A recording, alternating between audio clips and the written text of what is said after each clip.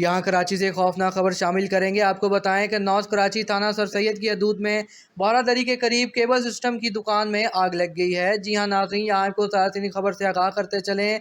North Karachi थाना sir Syed की हदूद में बारादरी के करीब केबल सिस्टम की दुकान में आग लग गई। ज़राए के मुताबिक आधे घंटे की जदोजहद के बाद फायर ब्रिगेड के अमले ने आग पर काबू पा लिया। जी हाँ नाज़रीन, यहाँ आपको ताज़ा खबर से आगाह करते चले। नॉर्थ कराची थाना सर सैयद की हदूद में बारादरी के करीब केबल सिस्टम की दुकान में आग लग गई है। मजीद बताया जा रहा है कि दुकान केबल सिस्टम की थी, जिसमें लाखों रुपए का सामान जलकर राख हो गया है। जी हाँ नाज़रीन, यहाँ आपको ताज़ा खबर से आगाह करते चले। नॉर्थ कराची थाना सर सैयद की हदूद में बारादरी के करीब केबल सिस्टम की दुकान में आग लग गई। ज़राए के मुताबिक आधे घंटे की जदोजहद के बाद फायर ब्रिगेड के अमले ने आग पर काबू पा लिया।